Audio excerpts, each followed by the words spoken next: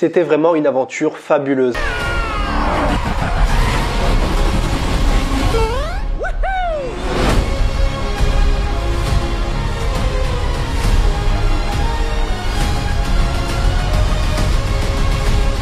Hey, what's up tutu, j'espère que vous allez bien. On se retrouve aujourd'hui pour une toute nouvelle vidéo et surtout une toute nouvelle critique.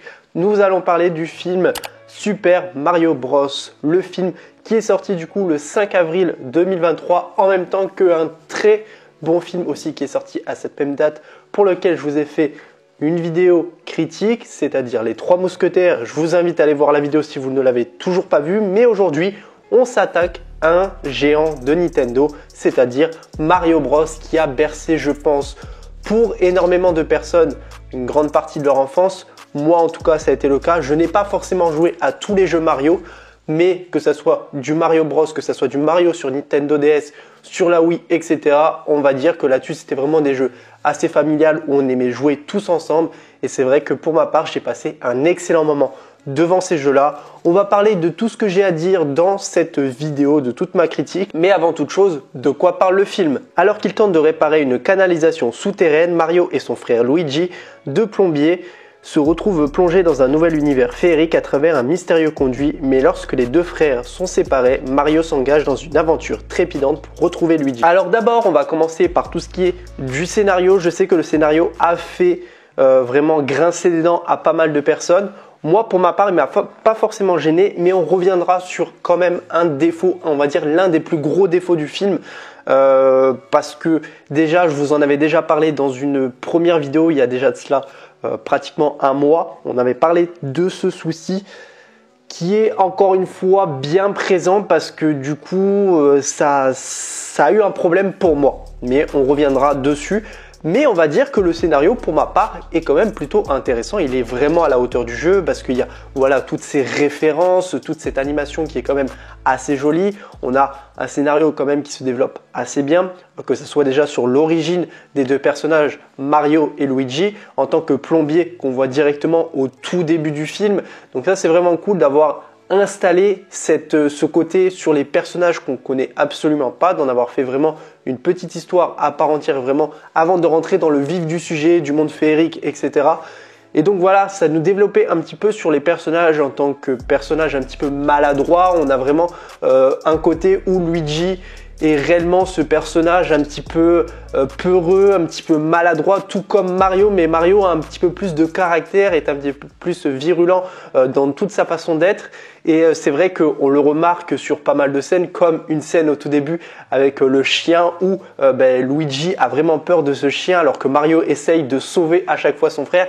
Donc déjà j'aime bien l'ambiance en fait entre les deux personnages, que ce soit Mario et Luigi, qu'ils ont vraiment cette fusion entre les deux qui sont toujours là pour l'autre, et ça on va le voir tout au long du film, que ça soit vraiment au tout début mais aussi dans l'avancement, même si Luigi n'est pas forcément présent parce que voilà, il va se faire enfermer par Bowser sur la suite et même sur la fin pour devenir vraiment les héros de Brooklyn. Il y a vraiment cet entre-deux avec ces personnages qui fait que c'est grâce à eux que ça réussit et que ça marche, alors qu'au tout début c'est vraiment des losers, c'est vraiment des personnes hyper maladroites qui, pour même aux yeux de leurs parents, ne sont pas forcément les personnes qui vont réussir dans la vie. C'est un peu dit comme ça. Et c'est vrai que là, d'avoir cet aspect qu'on ne voit pas du tout dans le jeu vidéo, je me réfère souvent avec Super Mario Bros. Du coup, parce que dans Super Mario Bros, il y a très peu de cinématiques et on sait peu de choses parce que tout simplement, c'est pas comme des jeux comme The Last of Us et tout, où tu suis vraiment une réelle histoire. Dans Mario, c'est vraiment un jeu de plateforme où tu as vraiment voilà, ton personnage, tu dois sauver la princesse Peach. D'ailleurs, on reviendra sur la princesse Peach dans cette vidéo. Mais voilà, il n'y a pas forcément tout ce côté entre chaque personnage qui fait que c'est assez cool. Et là, dans ce cas-là, là, c'était vraiment bien. Après, on a vraiment tout le côté féerique où là, du coup, il y a Mario qui va rencontrer différents personnages, que ça soit Todd qui est vraiment incroyable. Déjà Todd, c'est vraiment un des personnages que je kiffe énormément, et encore plus là-dedans, franchement il est à l'écoute, il veut aider, il veut voilà, montrer qu'il est bien présent, voilà. Puis dans tous les cas, dans le film, il est un peu représenté comme l'un des villageois, des pionniers, et d'ailleurs c'est un petit peu Captain Todd, d'ailleurs comme dans le jeu vidéo sur Nintendo Switch, qui est vraiment voilà, présent pour les autres, qui a vraiment envie d'être là. que ce soit aux côtés de Peach, mais aux côtés de Mario pour sauver tout simplement son frère. Et donc voilà, vraiment ce côté-là, j'ai vraiment grave aimé. Le film passe extrêmement vite, d'ailleurs on va reparler de ça, du film qui passe super vite et que je trouve il y a quand même des éléments qui sont passés un peu outre. Mais après il y a aussi Donkey Kong et tout, enfin, voilà, il y a quand même une belle aventure, un beau dénouement, de beaux paysages, mais sur le côté animation on reviendra. Mais voilà, il y a du combat aussi, il y a pas mal de choses qui est assez drôle, franchement pour ma part j'ai bien rigolé. Pourtant c'est un film quand même qui est destiné aux enfants. Et ça se voit parce que on va dire que sur le scénario, il n'est pas non plus le plus intéressant, on va dire. Mais après, c'est pas forcément ce qu'on demande à ce type de film.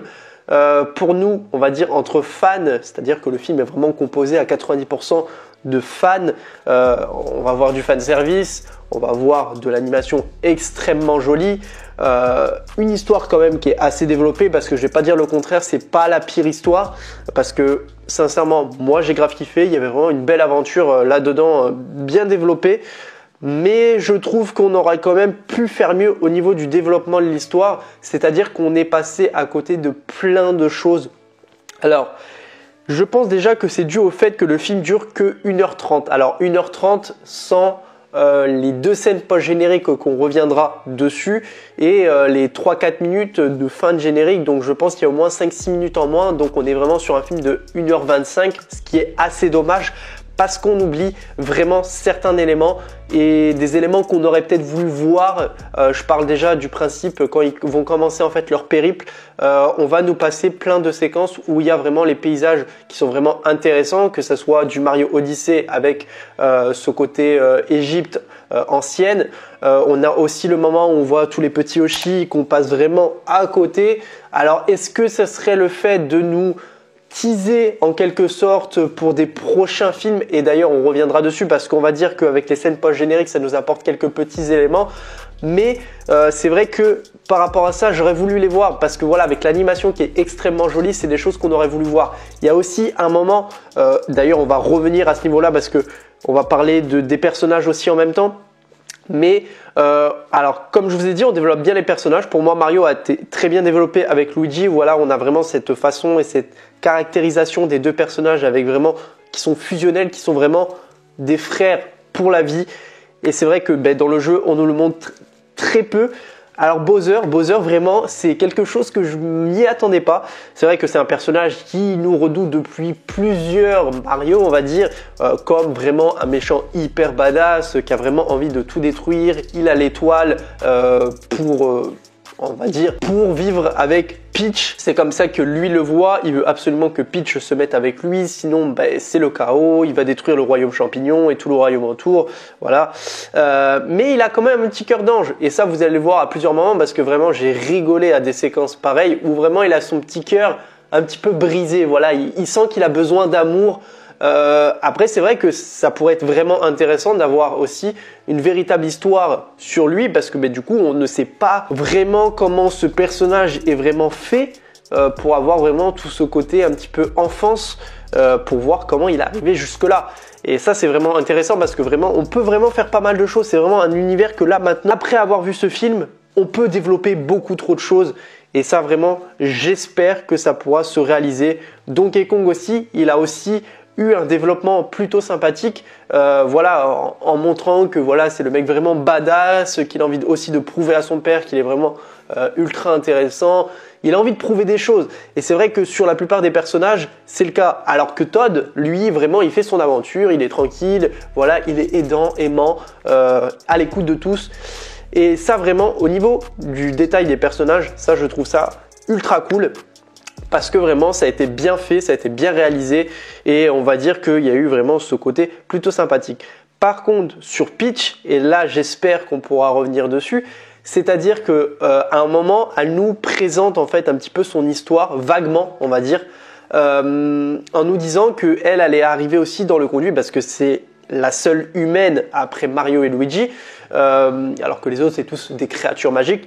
Et tout simplement en fait on nous l'explique qui allait arriver étant bébé dans le conduit, et quand elle arrive dans le conduit, elle est repêchée par du coup les amis champignons, etc. Mais comment elle s'est retrouvée à cet endroit-là? Est-ce que c'est ses parents qui l'ont abandonnée et elle s'est retrouvée à ce niveau-là, au niveau du conduit? Enfin voilà, il y a quand même des explications à avoir de ce côté-là que j'aimerais énormément avoir parce que malheureusement, on n'a pas tout ce côté-là. Mais éventuellement, c'est des choses qu'on pourrait avoir dans les autres films. D'ailleurs, comme des personnages qui, pour ma part, ça m'a un peu déçu parce que voilà, j'aurais voulu quand même avoir, pour venir à cette chose où je disais que les bandes annonces en montraient trop, et c'est le cas, et ça m'a, on va dire, entre guillemets, un petit peu gâché le film parce qu'on va dire que tous les moments les plus intéressants, malgré le fait que de le voir sur grand écran, ça a été vraiment ultra sympathique. Vraiment, franchement, il n'y a rien à dire. C'est magnifique, c'est beau. D'ailleurs, je l'ai vu en normal. Je ne l'ai pas vu en IMAX ou en 4DX et tout. Et franchement, la qualité était déjà super jolie. Mais par rapport à ça, c'est qu'on n'a pas vu Wario, on n'a pas vu, alors je sais plus comment il s'appelle, le violet, je me rappelle plus du tout comment il s'appelle, le violet. On n'a pas vu les Yoshi, mais on reviendra dessus parce que je pense que sur une suite, Yoshi pourrait vraiment être très présent parce que dans une scène post-générique qu'on verra par la suite, ça nous prouve certains éléments de ce côté-là. Bon, après, au niveau de tout ce qui est référence du jeu, moi j'en ai reconnu quelques-unes. D'ailleurs, une que j'ai vraiment beaucoup aimée, c'est vraiment au tout début. En fait, tout simplement, enfin au tout début et aussi dans une autre séquence qui nous montre un petit peu tout ce côté jeu vidéo, un petit peu arcade plateforme. C'est-à-dire qu'on mettait vraiment la caméra en style pour avoir les personnages en 2D. Et tout simplement au tout début, on voit là quand ils sont en retard pour leur chantier, ils font vraiment un parcours dans un style de chantier en fait, tout simplement, où ils sautent sur je sais pas, il y avait plein de petits trucs, plein de petits obstacles, ils sautaient dessus, juste arriver à la fin sur un poteau en fait, tout simplement comme si ils avaient réussi le niveau un petit peu en guise du drapeau qu'on avait tout à la fin des Mario Bros, etc. Et ça, je trouvais ça ultra cool, comme au tout début, où on voit en fait le jeu d'arcade quand ils nous présentent en fait tout simplement leur bande-annonce de business de plombier. On voit tout simplement le tout premier jeu Mario. Enfin, il y a beaucoup de références. Il y a aussi tout ce qui est costume, que ce soit l'écureuil, le chat. On voit aussi tout simplement les fleurs en feu qui te permettent d'avoir des pouvoirs.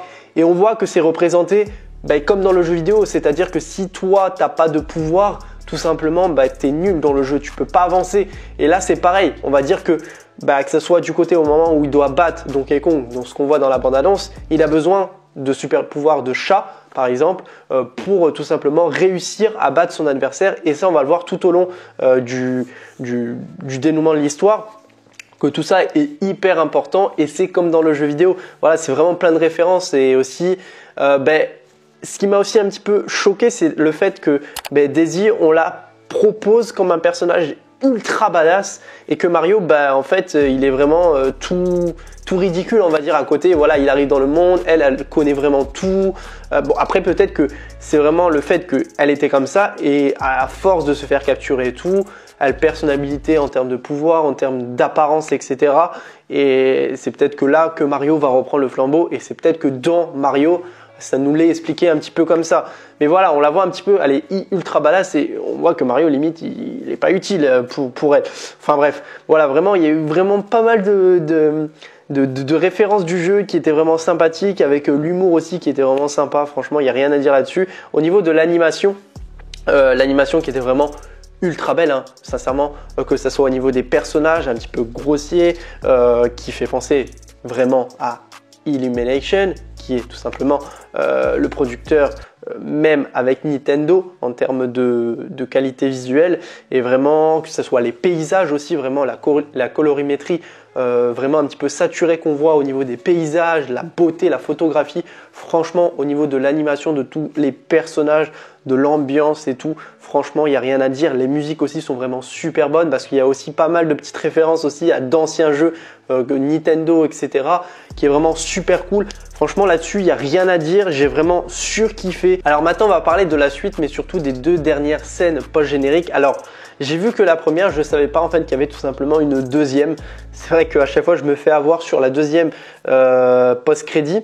Alors, la première nous montre à quel point du coup Bowser est devenu tout petit, comme on le voit à la fin du film. Et tout simplement, il se retrouve encore dans une cage.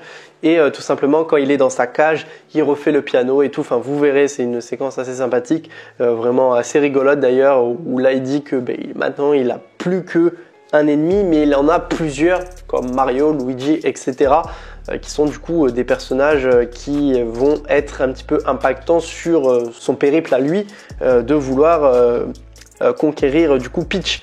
Et voilà, c'est une séquence qui finit comme ça. Alors je pense que c'est un personnage qui va du coup se faire libérer, alors sûrement par, je sais plus comment il s'appelle, le petit là, je sais pas si c'est son fils ou je sais pas quoi, qui va le libérer, ou alors il va se libérer lui-même, je sais pas. Enfin, je pense que s'il y a un deuxième film, il va y avoir une libération de ce personnage. De la sorte, je ne sais pas, mais je pense que ça sera quelque chose qui sera présenté tout au début du film. Et il y aura vraiment cet aspect où on montrera au tout début comment il a été libéré. Deuxième scène post-générique que du coup, je n'ai pas vu, mais que j'ai entendu parler du fait que tout simplement en fait sur la fin du film, on voit tout simplement un œuf qui est blanc et avec des petites taches vertes. Et tout simplement, cet œuf se retrouve au niveau, je crois, des sous-sols des conduits et commence à éclore. Alors, potentiellement, je pense que c'est vraiment un Yoshi vert parce que tout simplement, dans la scène où on passe un petit peu à côté de tous ces petits Yoshi qui se baladent dans la jungle, on n'en a vu aucun qui était vert, on a vu des roses, on a vu des jaunes, je sais plus, je crois qu'il y avait d'autres couleurs, mais on a vu tout sauf du vert.